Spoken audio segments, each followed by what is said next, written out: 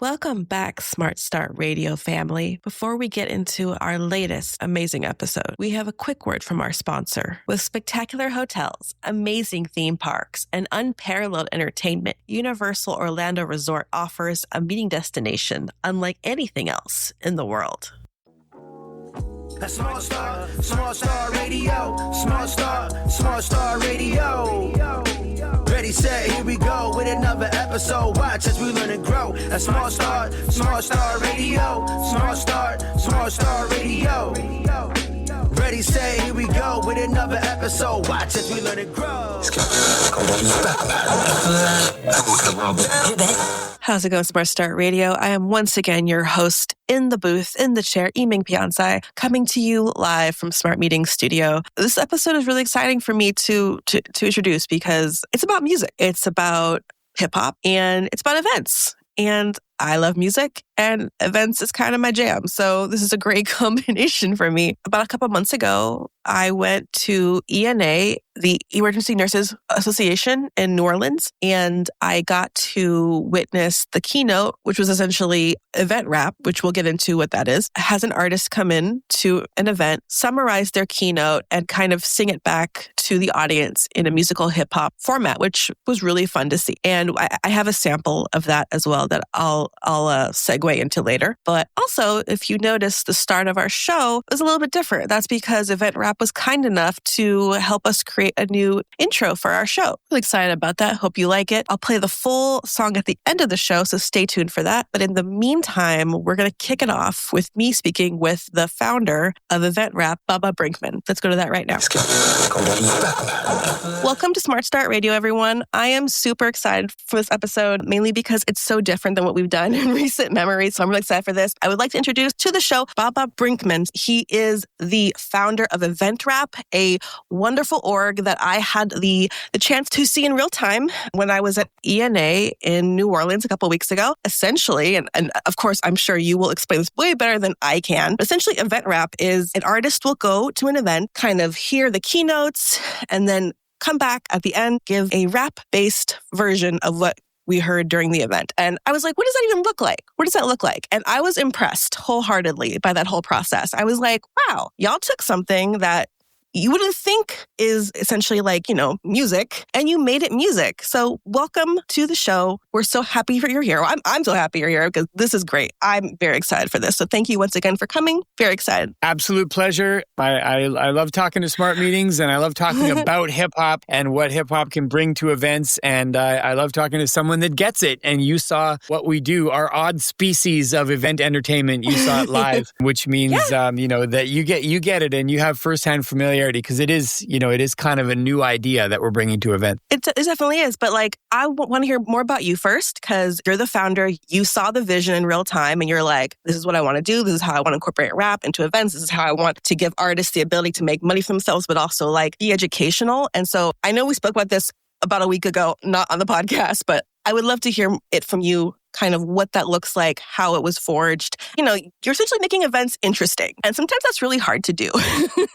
Okay, so I'm originally from Vancouver, Canada. Grew up in Vancouver, and I went to Simon Fraser University and the University of Victoria. So I had a very West Coast Canada upbringing and education, and I was an avid hip-hop head as a teenager, but wasn't really writing rhymes, just taking deep dives into the culture and, listening to rap nonstop. And I was an English lit nerd, so I did a comparative literature degree. And about halfway through my degree, I had this aha moment where I was like, there's not really any essential difference between Chaucer and Shakespeare and John Donne and William Blake and Nas and Jay-Z and Eminem and B.I.G. Right. They're just rhyming storytellers of their time. So I ended up writing an honors thesis comparing Chaucer's Canterbury Tales to hip-hop culture and how the kind of use of poetry in competition could be, social commentary, and it could be personal advancement. Right. and that there was like a highly competitive aspect to it where people are sort of like showing off their skills in the arena, which is what the Canterbury Tales is all about. And, hip hop battling and competitiveness is all about as well. So, and during that process, I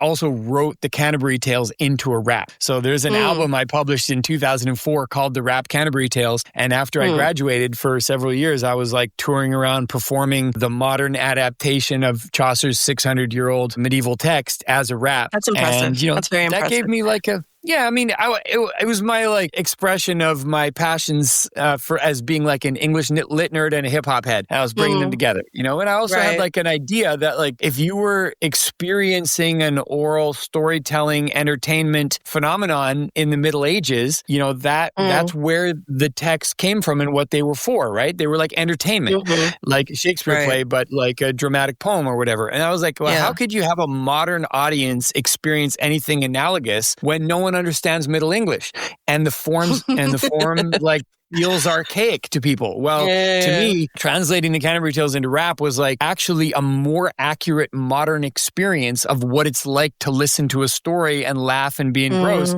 than you could ever get by doing some like cultural throwback where you're Wanda Prila with this shout out. Like it sounds cool, but no one knows what you're saying, So I did several years. I was rapping the Canterbury Tales, and it got a bunch of publicity and it won some awards, and that was my one-man show. The whole time I was thinking about, well, okay, so rap is clearly a very useful vehicle for delivering ideas. Educators were using my raps to like get kids interested in medieval literature and why should they care because they were into hip hop. And so some of the early ideas for event rap were formed, over 20 years ago when people were like, wow, if you could rap about the Canterbury Tales, then you could rap about anything. And so, and it had this dual purpose of like, it was making kind of complicated, archaic, like secret knowledge kind of thing popular. People understood it now. Oh, wow, this is so cool. I always thought it was like, irrelevant to me, but now I get it. So that's kind of like a marketing function, right? The like outward facing popularity side. And then there's also an education function because kids will be like trapped in a class and, oh God, why should I? Oh, now I see. And then they'll like post on YouTube comments on my videos like, hey, I passed the test because I watched your rap or whatever. So, even 20 years ago, I was like, this is a replicatable process, right? Take a complicated but interesting thing, make a rap about it, and then everyone has a great time. They enjoy themselves. Like hip hop is this art form that's got the ability to engage a crowd. Punchlines,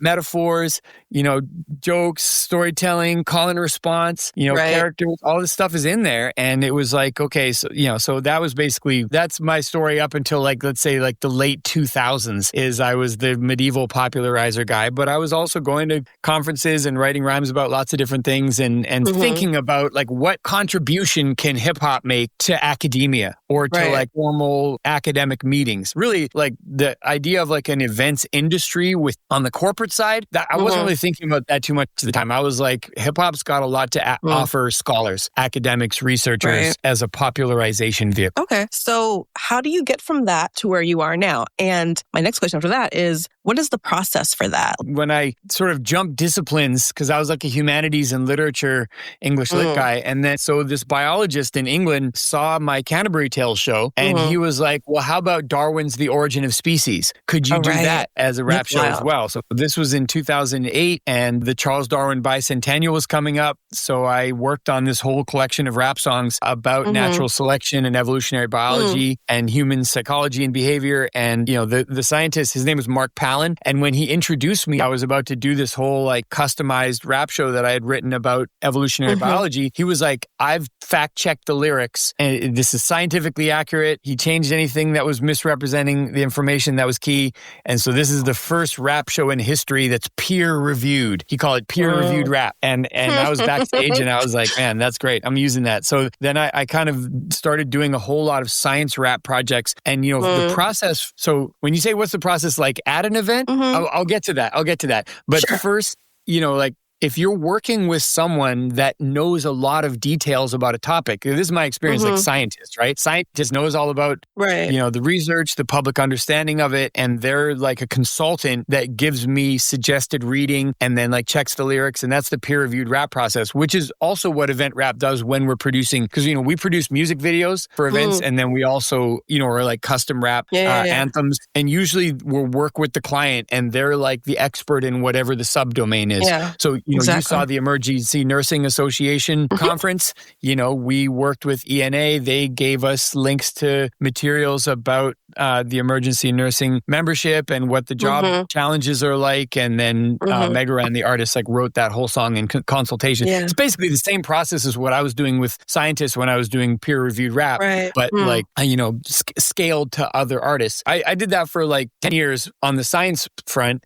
And then during COVID, then all of my live gigs shut down. And I was like, what how could other artists get into niche content that there's a client or somebody that cares about the topic and wants to get out there. They've got a constituency or membership, attendees at an event. Everybody's there for some common purpose, right? They have some common knowledge, common purpose, common intent, common network. And so that creates like a writing challenge for a rapper, like create the anthem for that group. And each group that's gathered has these common factors. So event rap artists are taking the writing assignment of the team anthem for whatever the event is. That is a prepared in advance process. What you saw at ENA, it had both, right? It had something that Mega Ran had written in advance of the event in collaboration with the client.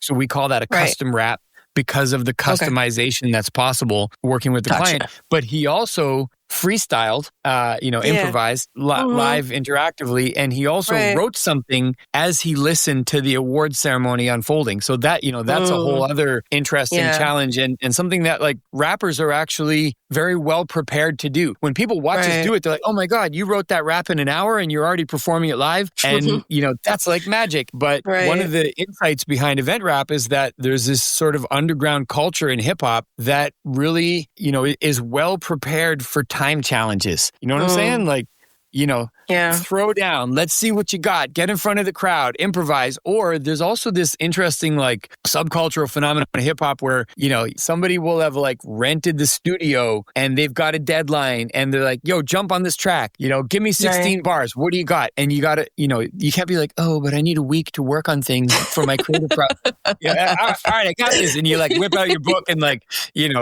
pen the bars and throw them down. There's this like hip hop's got this sort of like all these cultural norms around like pressure makes diamonds. And so rappers kind of know from interacting with each other, you don't make excuses that you need more time. It's finding artists that, have been through that process, have like 10 plus years as underground hip hop artists, like meeting the demands of the culture, which is about improv and speed write, songwriting, live performance, all that, and then putting them in on specific projects, which might be write a song in an hour and perform it and have it be about what happened during that hour and who spoke and all the keynotes and panels and things. We call that a wrap up, rap recap. Or it might be about freestyling. It might be like, hey, we're going to throw you a bunch of words that are about the themes of the conference and you're going to just riff on everything you see. And that's going to be like sampling the collective consciousness. Or it might be write a song for a month in collaboration with the client that becomes like the anthem that speaks for that group and then premiere it at the event. And I kind of think of these as like they're distinct services because they have distinct use cases, right? An anthem is good for certain things. Like our goal when we make an anthem is it's relevant 5 years later. It still speaks for them because it's about the core values and mission. Whereas a wrap up is like he said, she said stuff about the conversations that unfolded at the event, but it's still relevant to the people that experienced it. Like, hey, I'm trying to like create sort of like targeted services that an event planner can look at the show flow and be like, oh, this is where we need a shot of adrenaline.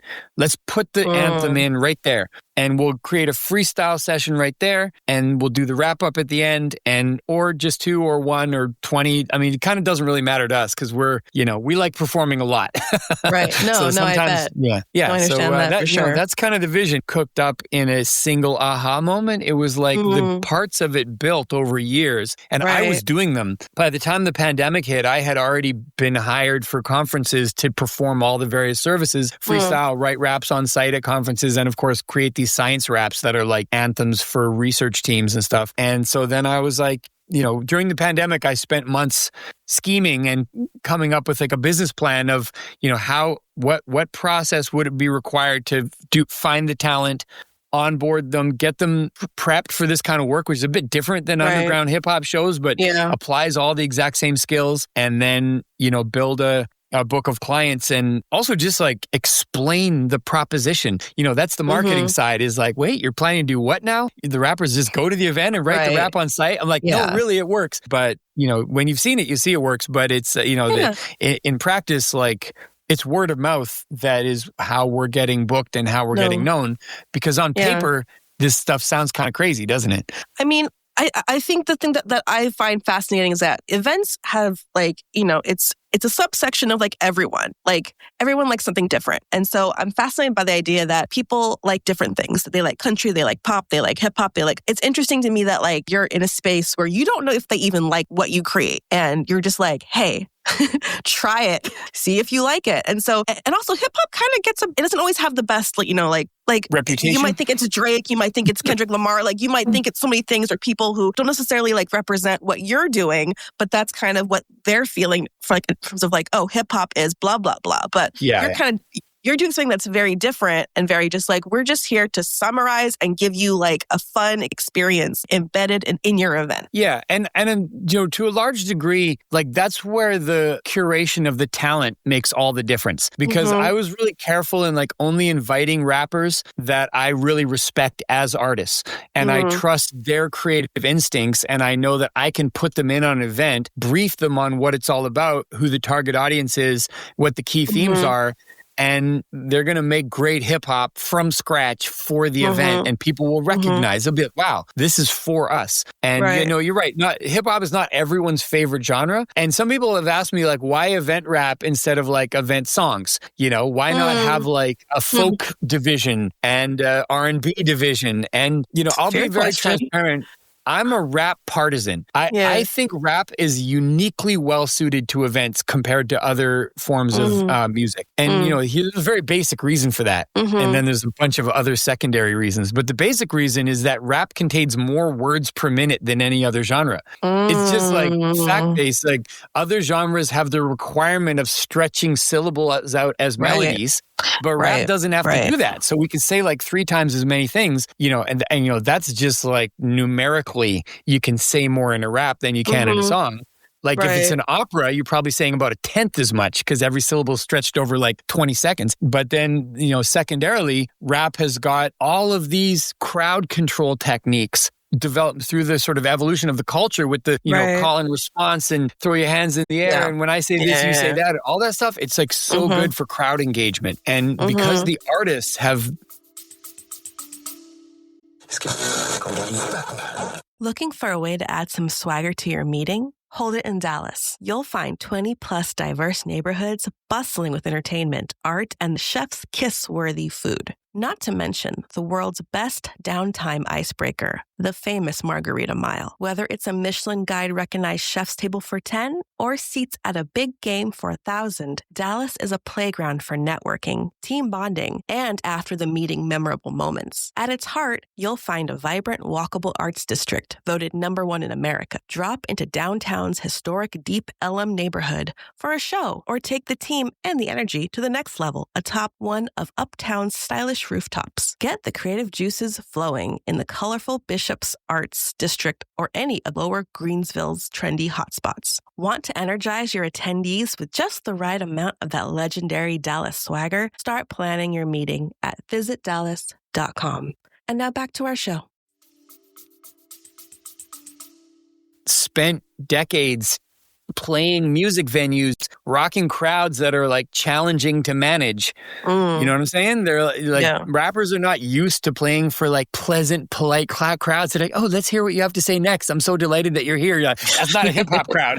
But that is what's happening at a lot of events, you know? So like, in fact, some of the artists that I've talked to, they'd be like, wow, these events are way easier than our normal gigs. I'm like, yeah, because, you know, people are open and interested in what we're there to share. We don't have to like fight for attention when we're platformed. You know, what rappers are kind of used to fighting for attention. Even people who don't like rap or don't think they like rap, I think can appreciate what we're doing and the kind of the humor and the storytelling and the wordplay. You know, that's where the poetry thing comes in, right? Like, I'm next, I'm 46. A lot of people in my parents' generation were like very skeptical of rap, you know, oh, that angry music that are corrupting my kids' brains and stuff like that. I was like, hold on. It's Shakespeare, you know, there's a lot of violence in Shakespeare too, you know, and obviously like the play Hamilton made it easier for people to understand how rap is actually a poetry form that can be used to communicate information. Yeah, no, that's really fair. Okay, so for me, sometimes I don't always, like, I need someone to like walk me through something like very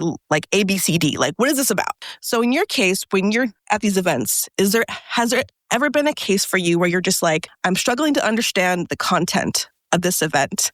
Obviously, I'm going to do it, but maybe there's an aspect of it that I'm still like not fully able to grasp. Yeah, and some of the events we go to are extremely technical, and you know, they're like engineers talking about the details. I can think of gigs that didn't go very well, partially because, you know, generally it's attributable to like a fundamental misunderstanding of something structural.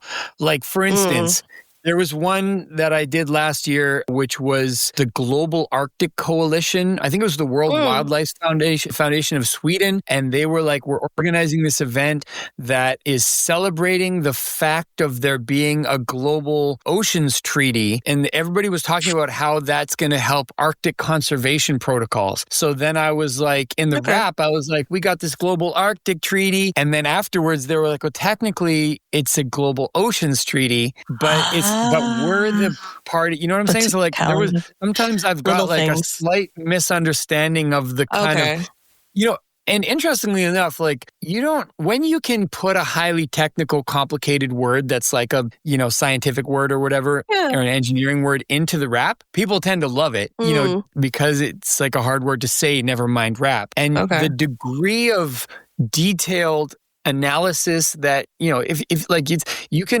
you can use it in the correct context by listening to the way that other people use it. So, you know, the way that we solve the problem of the individuals in the room having more technical expertise than us is we mirror their language. So as long as you're in the room writing down phrases that were spoken by participants, then you can quote those phrases and then comment on them without actually having to know the specific details of what exactly, you know what I mean? You kind of have, you get what you're getting at by the language context. We're kind of like LLMs in a way.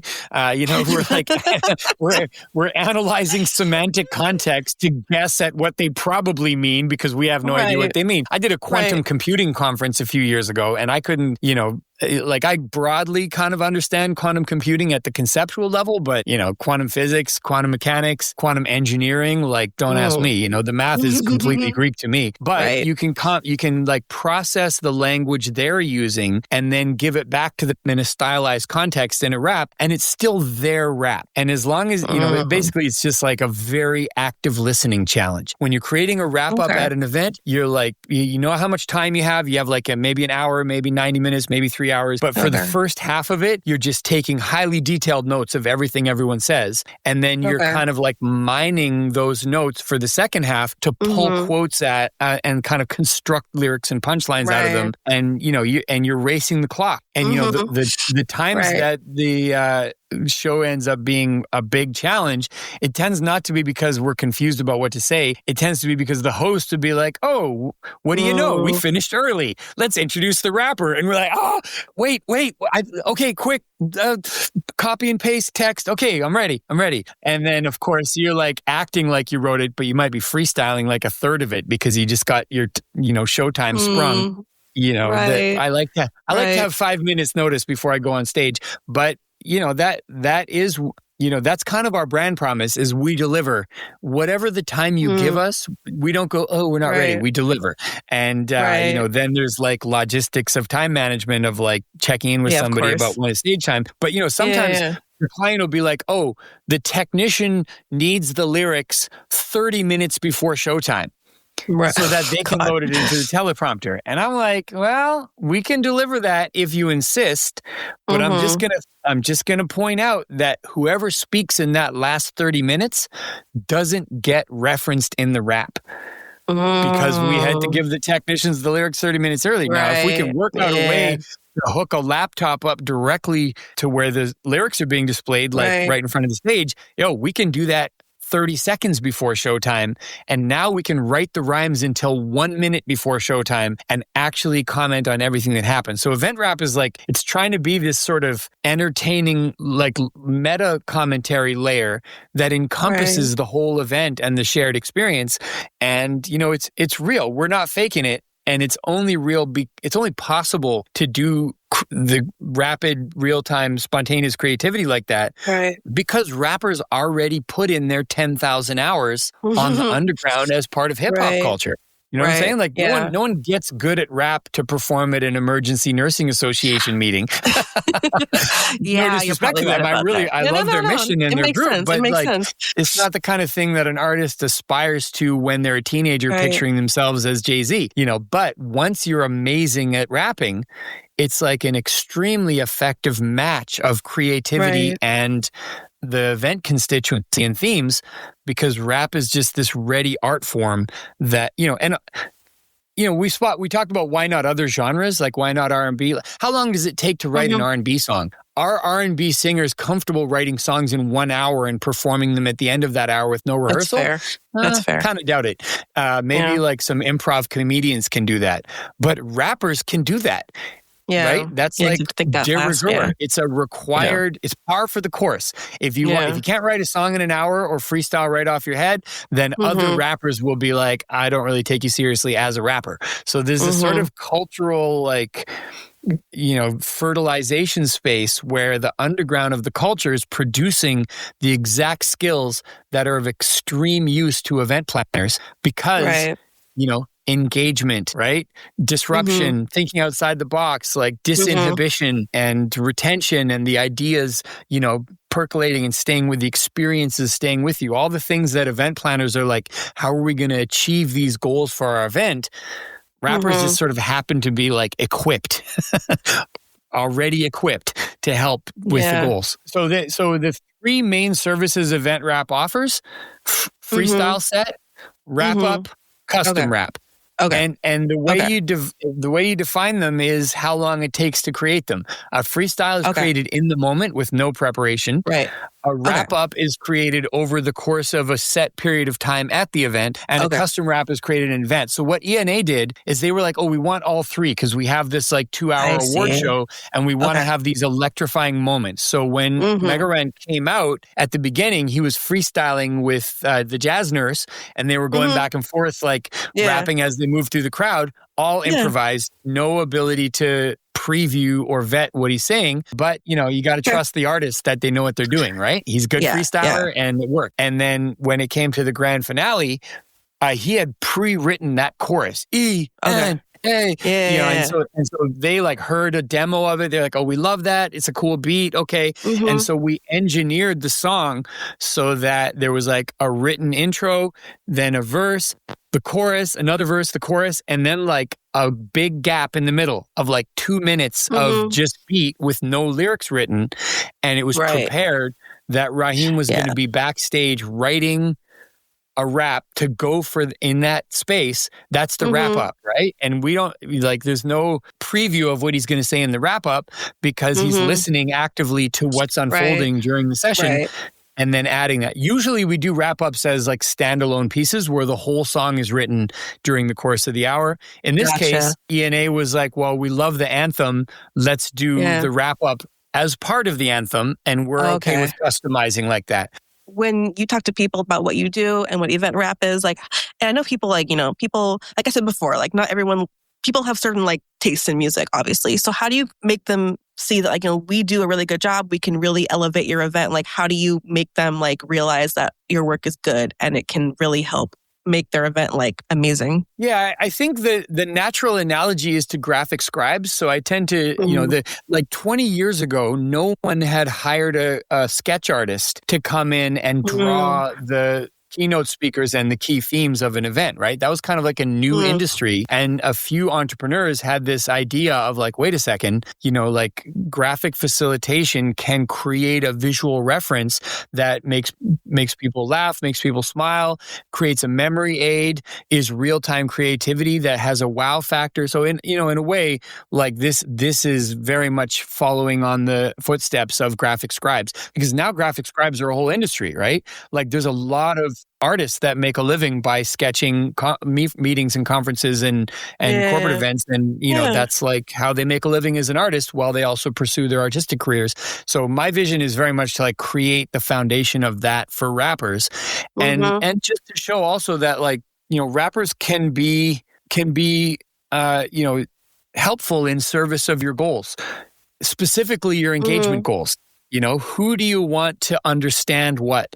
Who do you want to feel what? Who do you want to remember what? Let's create content that specifically targets those outcomes.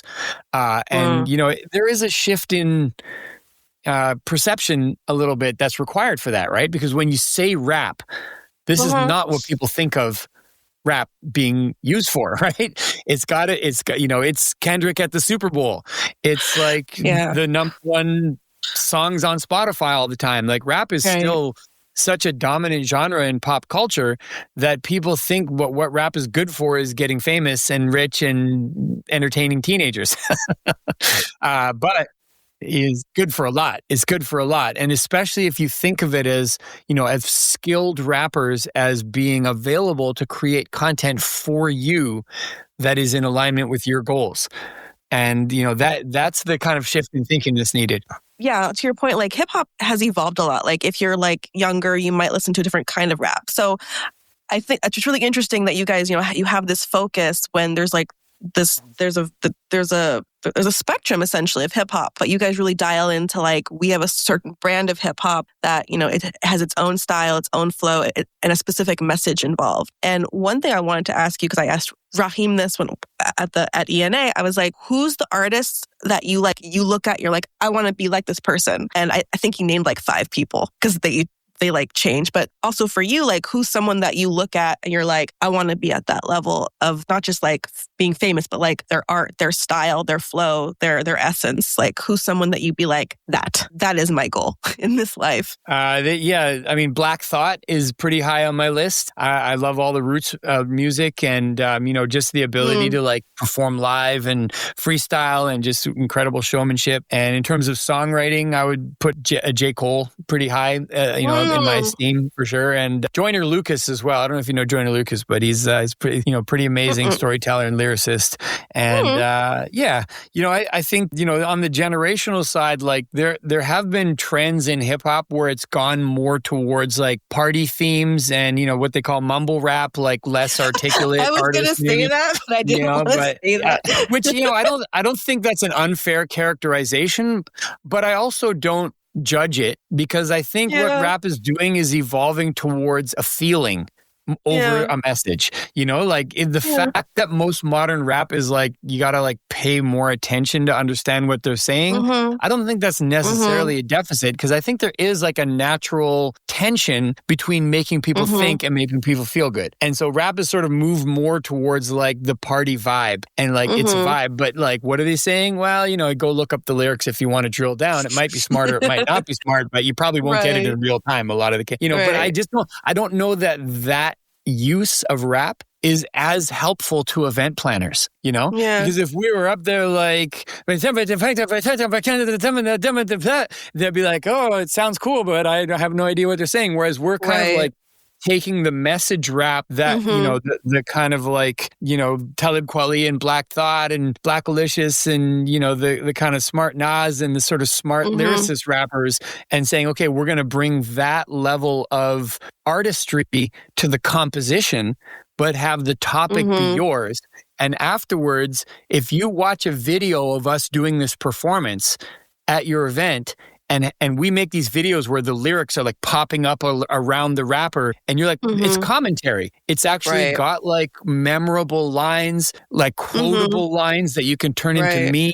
You know, the chorus is like an earworm that gets stuck in your head all day, which I think modern rap is actually like contemporary, like drill rap and trap and stuff like that. There's pretty catchy choruses in that as well. But, you know, the emphasis has gone more towards the vibe than the message. And I think event planners, you know, they want to create a vibe at the after party, and they're hiring a DJ for that, and that's cool. Yeah. The DJ will play the modern rap songs that get people turning out on the dance floor, but we're thinking of rap as like a vehicle for effectively delivering a message in a way that sticks. I don't think that's what you're getting from the DJ, right? You're getting something else. You're getting a vibe from the DJ. But from event rap, you can get memorability. You can get an experience that contains a ton of information that's actually like verifiable, indexed information that's related to the event. I don't think you can get that from other genres of music to the same degree. And I don't think you can get that to the same degree from the more modern style of rap because of the degree to which it's leaned toward. But, you know, I don't want to like say that we're a throwback company. I will say the artists on event rap are all in their 30s and 40s. We don't have Gen Z rappers yet. I'd be open to hiring some Gen Z rappers, but I'm Gen X, and when I was looking at the artists that I thought I could confidently put into events and say, this artist will pay attention to the details of what you're working on and give you something that's amazing that speaks to your attendees.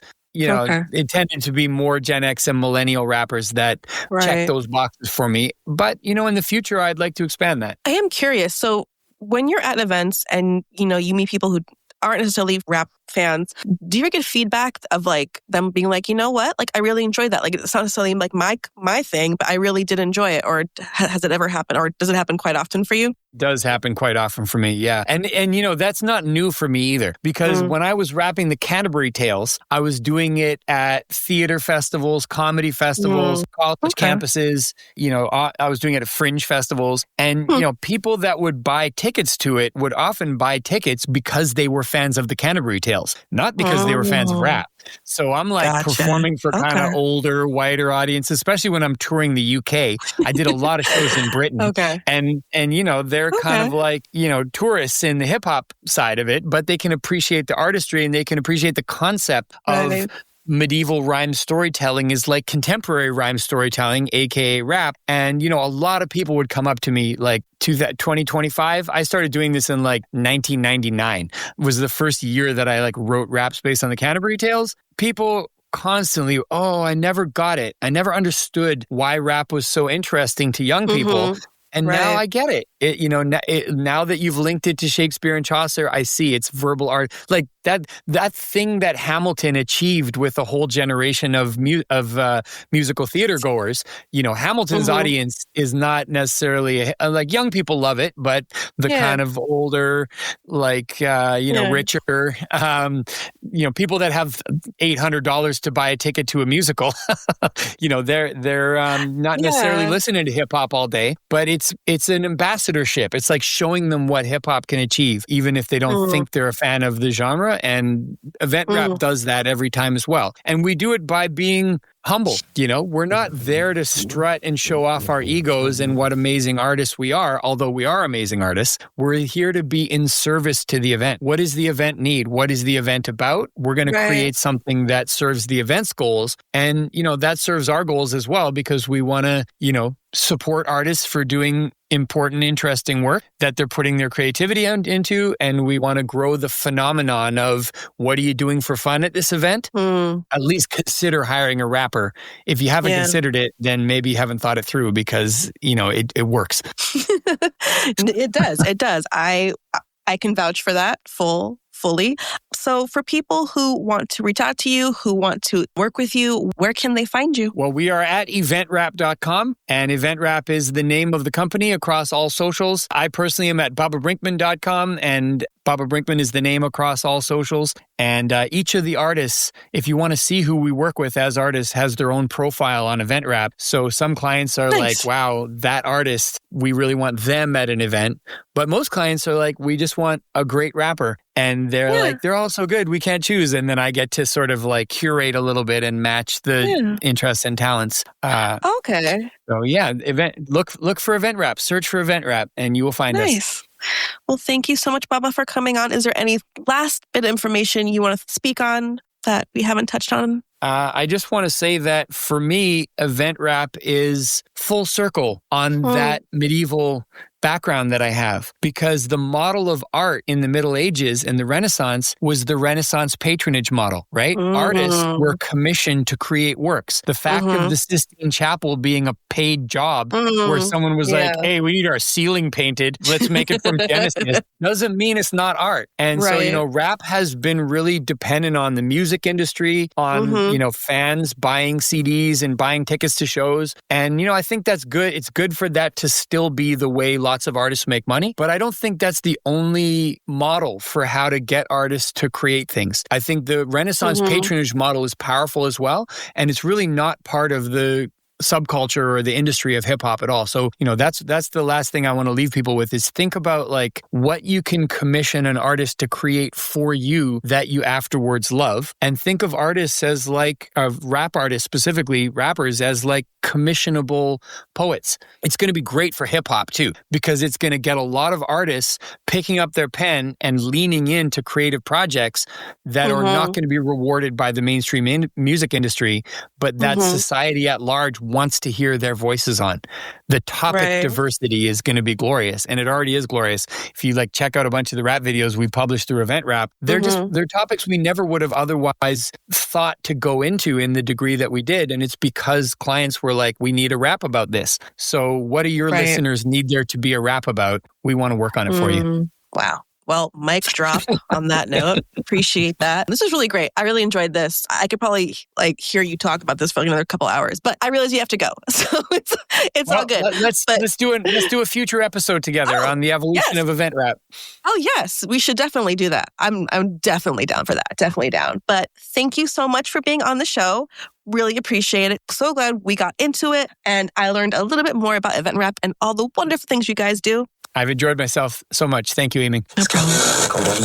Up next, we have me with Mega Ran, who was the performer, which we spoke about in the previous interview. So Mega Ran was the keynote artist for EventWrap, who was at ENA in New Orleans. And I spoke with him for a chunk of time. I got to see his rehearsal, and I got to see the finished product. So we're gonna hear a little bit him singing, and then we're gonna launch into his interview. So stay tuned.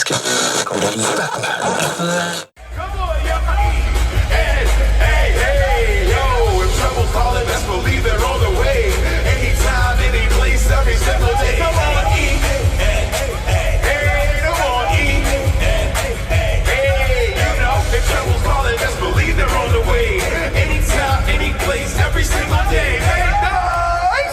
Yeah, you know the pressure never ends. Advancing excellence through each hand they extend. The trusted caregiver, certified and true.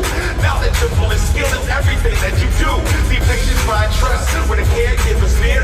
Compassionate, dedicated, calm through the fear. New Orleans to the world, rocking up, standing tall. Cause ENA is answering the call. Come on, hey, come on, y'all. My name is Raheem Jarbo. I perform as Mega Ran. I am a former teacher, turned musician, author, podcaster. Oh, cool. Among other things. Nice. Okay, question. Where did you teach? What did you teach? Was it music? And what is your podcast? I didn't teach music, surprisingly. Oh, interesting. No, I taught kind of general ed for middle school. I did a lot of reading, social studies, things like that for 7th, 8th grade. I've done some special needs stuff where we did kind of an all-encompassing program with all subjects. I do a couple of podcasts about things that I love. I do a podcast about wrestling and a podcast about comic books. So yeah, I joined EventWrap a few years ago. I remember during pandemic, it kind of picking up. A good friend of mine, Baba Brinkman, great artist, scholar, educator, really always made very like smart, intelligent, cutting edge kind of rap that I was really interested in. Came up with this idea to present hip hop to different organizations that may be not necessarily in need of, but this is the service that they didn't know they needed. Right. You know, to the cure for the common meeting. Right. Or seminar, you know, and a way to spice up a lot of the traditional things that happen in business. And so we started doing them during pandemic and Zoom meetings and things like that,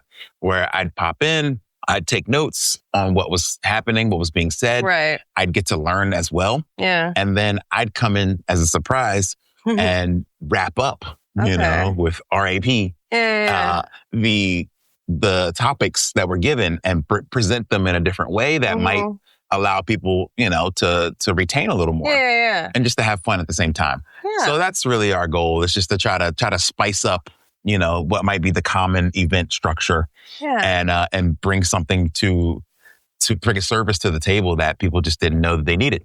What makes your art form unique in terms of what you are offering to the people at this event? Like, how do you feel like it's different and unique? Because, you know, they could have gotten a lot of other aspects involved, but they chose you guys. So what do you think makes you guys different in that respect? I think it's probably some of the most different, you know, type of programming you could add. Like you could go and get, I don't know, Snoop Dogg to perform at your event and he'd play Snoop Dogg's hits. Yeah. And that might excite the crowd, but it's not going to necessarily reflect on what the keynote speaker spoke about or what the focus, like being tenacity of this event is, you know? So being able to tailor make, that's one part of, there's several arms to the event wrap. Octopus. And this weekend is a special one for me because I get to show several arms of what we do. Part of it is the wrap up. Like I said, like I'll summarize what you did. Yeah. And then the other part of it is writing an anthem, you know, or something that can be used to power up and inspire, you know, this event and further events, and creates something that can be used on socials to attract folks. And in this one, we're doing a little bit of that as well as on the spot writing. And then I get to add a third dimension, which is freestyle, the art of impromptu. Because myself and Betsy, the jazz nurse, are going to create and perform an on-the-spot kind of impromptu piece that we do together. Nice. Where we get to incorporate the sound of the city, you know, which is New Orleans, is jazz.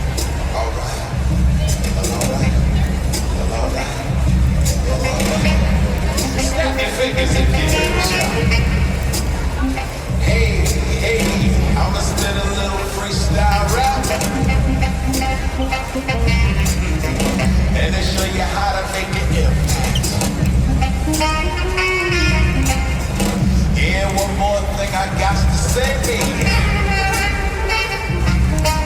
Shout out to the nurse for saving the day.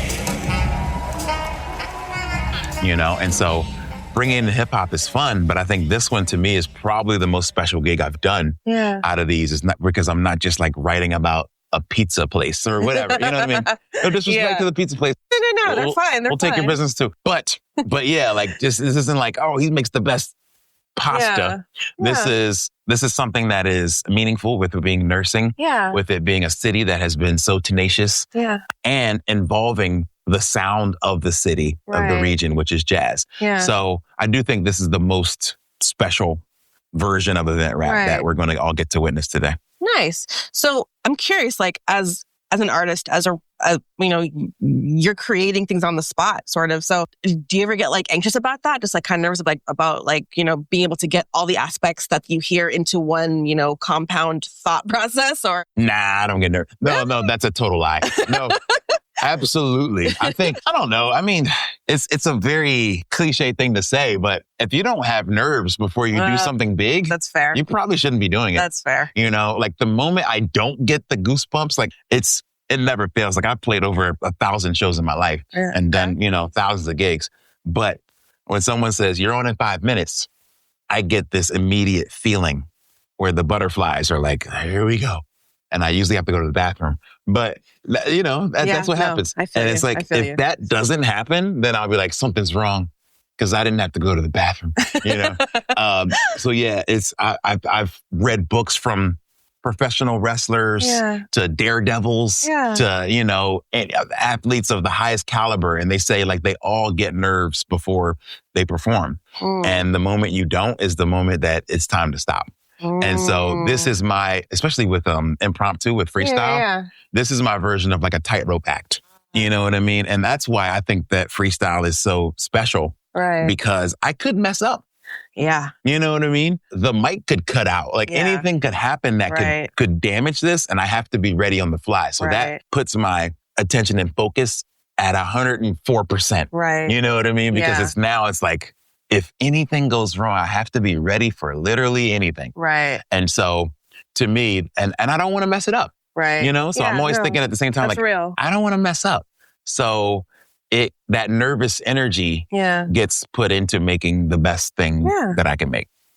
So can you like walk me through your process a little bit? Like when you're in the moment, when you're watching, when you're absorbing, when you're thinking about it, and then when you're in the moment, like how does that all work? Like what's the ebb and flow of it? It really depends. I'm not sure how this one is going to work, but the last few that I've done where I'm event wrap or wrapping up, I have pen and pad, I have my phone, I have sometimes a dictionary. Sometimes, you know, if there's a term that I don't really understand, I'm able to like just keep everything in front of me on the desk. But mostly note cards and a pen. And so I'm listening and I'm jotting down as I watch, say, the keynote or the event. This event is going to be an hour and a half. And I perform for 5 minutes of that. So I need to be able to wrap up an hour and a half in 5 minutes. Wow. Okay. And so I take a lot of notes on the note card. I'm usually filling up front and back. And then when I have my moment to create or write the actual song, I'm taking key phrases, key things that I hear and just trying to work them into the most effective and palatable, you know, approach, because not everyone's going to be a hip hop fan. So they're not always going to hear. You know, my worst criticism to get would be, I didn't understand anything you said up there. Like, I think you did a good job, but I don't know this hip hop, bebop, wiggly bop. I don't understand that, you know? And so that is a big fear in the back of my head where I'm like, this has to be understandable for the 70-year-old in the back as well as the 22-year-old in the front. So knowing when to dial it back, when to turn it on, you know, as far as not just what the lyrical content is, but the flow. That as these words are coming out, because I want these words to be understood. And so that is a huge challenge. That's the most important challenge. So I'll initially write everything I'm feeling, and that might become a lyrically dense song, which isn't going to be fun. And then I go in and say, all right, what can I take out? I didn't need and 72 times. You know, I didn't need yo 72 times. You know, I can pull out words that aren't as important to what I'm trying to say so that I can let it breathe a bit. Of course. This is a lot of inside baseball that most people will find very boring. But, you know, as a person who studies words for a living, for sure, we learn what's effective and what's not. And so being able to differentiate on the fly is a huge challenge, but it's one that I welcome. So it's really fun. Since you mentioned you've been doing this for how long? I mean, in general, not just for event rap, but in I've been writing. I mean, I've been a professional musician since 2011. Okay. So yeah, it has been about 14, 15 years now. What's the biggest lesson you feel like you've learned in refining your process? You're saying, like, you know, you want to make it so everyone can appreciate it, enjoy it, understand what you're saying. So are there lessons that you've learned throughout this process that has helped you refine that? Yeah. I was about to say, I've learned to take my time, but in this case, you kind of can't. You know what I mean? Like I'm literally going to be on the clock. But even in that sense, I can take my time. Whereas I learned that I was an English major in college, and every paper I turned in and every instructor throughout college has told me that your first draft is probably garbage. And so this is fact. You know, this is fact. As a writer, I agree with you. So we remember that, and we're like, yes, it's easy to fall in love with that first draft, right? But it's probably not the best you can do. This is true. And so even in this situation, because I feel like I can write pretty fast and be effective at it. Yeah. But just remembering that I can do better. You know, and so knowing when to pull that back in and not fall in love with that first draft. I think that's something I learned from college, but I think that's made me a better performer as well. Right. It's knowing that you can always do better. Right. Do you do any like research into like what is going on in terms of like the event itself or the industry itself? Like, do you ever look beyond just like what's being done when you're in the room with them? Okay. And even with this, like the time that I'm here, I plan on sitting in on a couple, like I'm so glad they gave me, a little ID badge so I can like go and sit in on some of the lectures, some of the meetings, some of the, breakouts or whatever, just to kind of get an idea of the general, not just the general like topic and knowledge base that's being shared, but the general feeling of, is there camaraderie here? Are these guys having fun? Have they known each other for a long time? Or they only meet once a year when they come to these things? So I can get an idea of that, and that can also show me how to reach them, when it's time for me to hit the stage, For people who aren't fans of hip hop or rap, what do you try to include in your music to like make them see themselves in what you do? Well, that's what the chorus usually is for in general in writing. The chorus is also known as the hook. And the reason it's known as the hook is because this is the thing that's supposed to hook you in and bring you in. So I was told a long time ago, and some of my songwriting mentors have shared it, the chorus should be something that literally anybody can do. Anybody can sing it. Anybody can, you save the dexterity for the actual verses, maybe, if you want to really pack some meat into that. But I think the chorus should be a moment where anybody can pick it up and sing along. And so today, even for the example I've written for this event, it was E-N-A, so something that everyone can, it's like a chant. Can sing along, we can chant to, and it can also build some, some togetherness. So that was a big thing for me, is like to try to make sure that the chorus is something that anybody can not only recite, but can feel and get involved with. After you've done the performance, you've got the stage, people see you, what's like the most they say to you, like, do they love it? Do they appreciate it? Like, what is usually the feedback you get? Oh, they usually hate it. They're always like, yo, that was terrible. Please don't ever come back here. No, really honestly, doubt that. I get something that is like, I get a lot of positive feedback, but a lot of it is like unintentional, backhanded compliments. Like, I don't like rap, but you're really good. And that's not quite the compliment they think it is, because it sounds like you do like rap. You just didn't know it. Maybe you didn't get exposed to the right thing. So it's I've heard that so much in my life. Right. And I suppose it's an honor to be like, oh, wow, you thought you didn't like this entire genre of music. Right. But now that I presented it to you in a different way, now you do. I think that is awesome. But I think that people should realize that maybe they just haven't exposed themselves to the right thing. So that I get a lot. I don't like rap, but you're cool. And to me, it feels like, and it probably shouldn't be this way, but it's almost like, yo, I don't like your dad, but you're okay. You know what I mean? I don't like your like your dad, but you're okay. That's kind of what I was trying to ask you before. I was like, there's people like what they like, and hip hop is not always like, it's not everyone's cup of tea. Like, not everyone likes country, doesn't everyone likes pop, not everyone likes hip hop.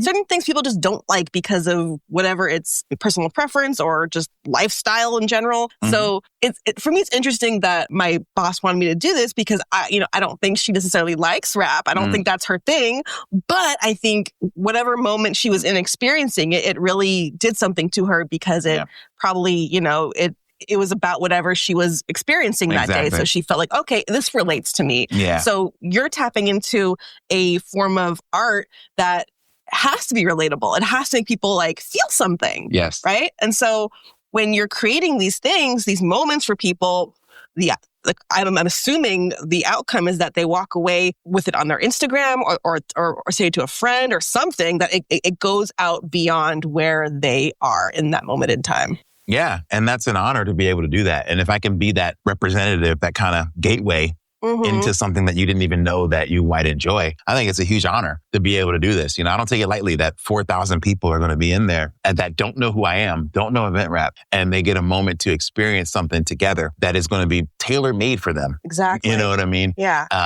Painstakingly, done for them. Yeah. So yeah, it's really exciting for me to be able to be that representative, and to give them something. But yes, like you said, is that immediate connection. It's like, well, maybe this wouldn't have been your boss's thing. Yeah. But the level of commitment and detail Exactly. And passion process that was put into it might have been what attracted her to be like, wow, like that was really awesome. Yeah. You know, I didn't think I would ever see something like that. Yeah. You know, so that's what I think Event Rap does. And I'm really excited to be able to show that to these folks. Nice.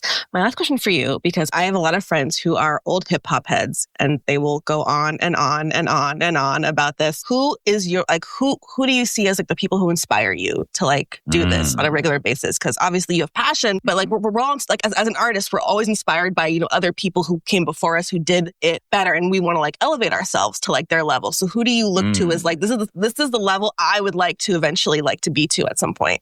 Wow. Sorry, was that a really deep question? It's a big one. All right. I got to think. Honestly, my favorites like change so much. They change like the weather.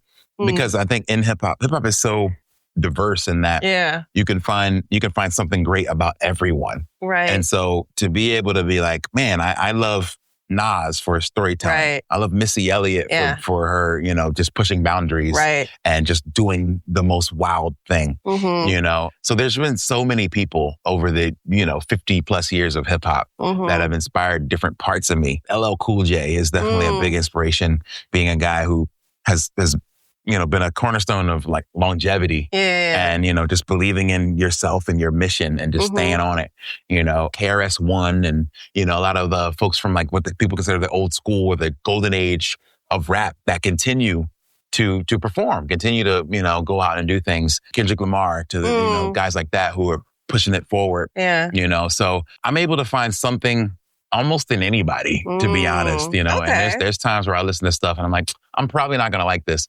And then I can, you know, and then I find myself wrong. Like, oh, well, you know, I really like the way he did this thing, you know? And so it happens a whole lot where I'm constantly surprised. I think it was a DJ Jazzy Jeff, who said, said, he's a huge inspiration as well. He said, someone told him hip hop isn't music.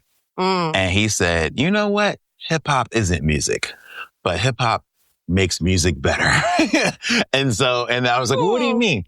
And he said, well, because hip hop is like the condiment that can make so many things better. And I'm like, I still think it's music. So I would fight him on that. Yeah. But I feel like he's saying, you know what? You could put hip hop into country and then makes it hip hop country. You could put hip hop into pop and then makes it, you know, hip hop pop. You can put hip hop into events and make event rap. You know what I mean? Yeah. So it's a thing that makes everything better when you put it on top. It's like the ranch dressing.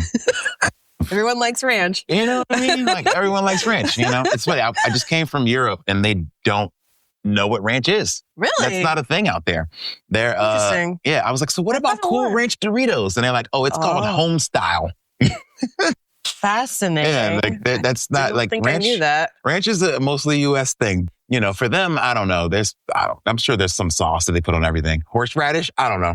Yeah, that's probably accurate. Mayo in Paris, mayo on everything. Sure. Happens a lot.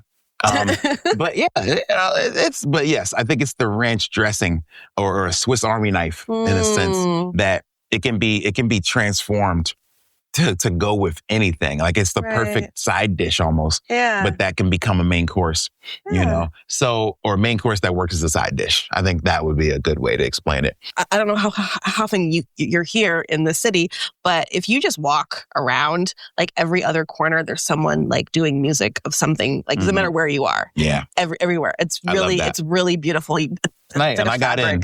We didn't stop there, but we were at a red light and there was a gas station. Yeah. And there's a guy with a saxophone just walking through the gas station parking, like the gas station lot, just blaring on the sax. Yep. And I was like, that's New Orleans. Like there's just music everywhere. And I love that about this town. Literally everywhere. For my rap, is there any wrap up?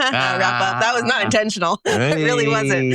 I was totally accidental. Is there anything that you feel like people who do events, create events, would benefit from using this particular kind of service that you guys offer?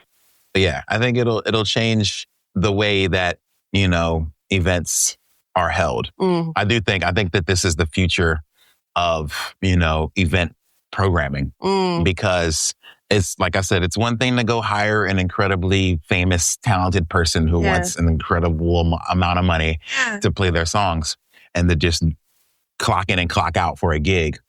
But it's a whole other thing to have a client come in and give you a tailor-made experience that they can't give to the other client next door, and that person and that your team can't get from anywhere else. Yeah. So I really think it's special, and I think it's the future for any event, big or small, and I'm excited to be a part of it.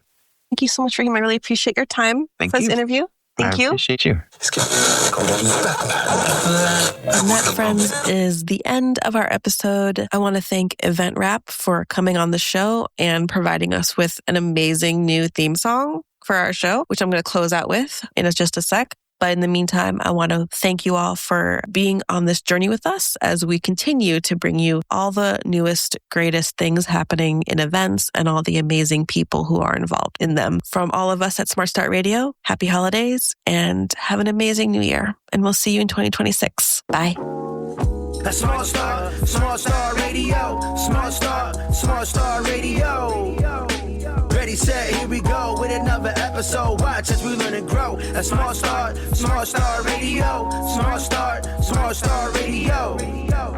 Ready, set, here we go with another episode. Watch as we learn and grow. Starting smart is the action we design. Meeting of the minds, how to better use our time. Leading, interceding, proceeding, they divine. It's believing, they conceding, so our goals are more aligned. That's what meetings do. Sharing ideas to improve between me and you. Beginning on the floor to break the ceilings through. Connecting, infecting, how we see the view of the world. From scheduling, delegating, traveling, educating, lending help from our homes and different destinations. Every session is another helpful subject, like how to take trips on such and such budget. Got some packing tips, necessities to bring. Collecting answers from meeting props is a thing. Acknowledging the knowledge, we don't know it all. Though if you listen to our show, we know who to call. That's Smart Start Radio, Smart Start Radio. What? Ready, set, here we go with another episode. Watch as we learn and grow. At Smart Start Radio, Smart Start Radio. Ready, set, here we go with another episode. Watch as we learn and grow. Meet Smart Start, yeah, that's what we like. Meet Smart, start smart like my red bright. Start smart meetings help set some light. From hospitality to empathy, let's do it right. Now, show support for SSR. Tell a friend Smart Start Radio go hard. In the industry, an acronym should go far. Turning what if to what's next. Sit in the bar, pushing conversations, collecting information like AI to restaurant event creation. Thanks meeting planners for the BTS, leading the way on our journeys like GPS.